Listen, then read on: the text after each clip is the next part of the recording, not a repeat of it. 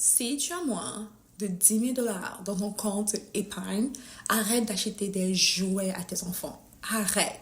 Écoute, je suis sincèrement fatiguée de voir des parents qui sacrifient le futur de leurs enfants simplement parce qu'ils n'arrivent pas à dire non à leurs enfants. Tu n'es pas dans une période où tu peux te permettre d'acheter des jouets à tes enfants, du McDonald's à tes enfants. Tu ne peux pas le faire.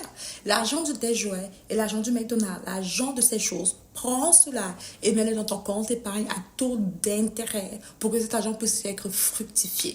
La vérité, c'est qu'il n'y a plus de stabilité. Tu ne peux pas te reposer sur ton revenu, un revenu que tu as, même ton business. Tu ne peux pas te reposer sur ça. Tu dois créer absolument une épargne à taux d'intérêt. Dans la Bible, il y a cette loi qu'on appelle la loi de la fidélité. Ok, la loi de la fidélité. La parole me fait comprendre dans le livre de Luc que si je suis fidèle avec le peu de choses que Dieu me confie, il pourra m'en confier davantage. Enfin, c'est ce qui se passe dans la vie de beaucoup de personnes. Ils prennent le peu que Dieu leur confie et ils dépensent, créent émotionnellement. Et leur excuse, ils ont des enfants.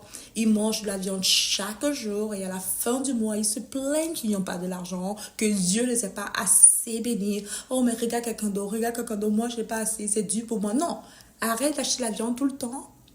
Arrête d'acheter des jouets à tes enfants. Tu n'as pas besoin de commander encore sur Amazon. Réduis tes dépenses. Sois discipliné dans tes finances. Prends l'argent de l'épargne et de l'argent supplémentaire, et mets-le dans ton compte épargne. Un taux d'intérêt de 2,5% minimum. Tu peux avoir jusqu'à 6% d'intérêt en Europe. Jusqu'à 6%. Si tu es en Afrique, tu as un compte épargne qui te donne de 3,5% d'intérêt chaque mois. En Amérique du Nord, tu as des comptes jusqu'à 4% d'intérêt.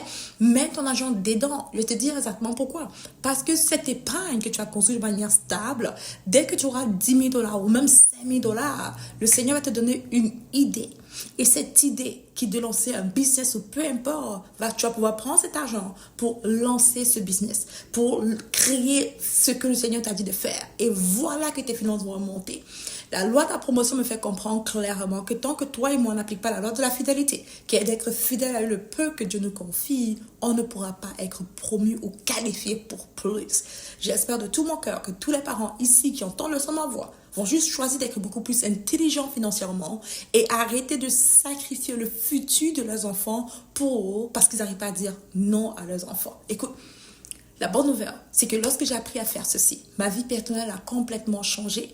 Et au travers de cela, j'ai pu avoir l'héritage de mes enfants avant la quarantaine. L'héritage de mes enfants. Alors, même si je disais non, ils étaient fâchés pendant quelques secondes. Après, ils oubliaient. Parce que même quand tu dis oui, le jouet que tu achètes, après quelques instants, ils oublient. Souviens-toi de cela et garde cette astuce. Sois béni sur ce.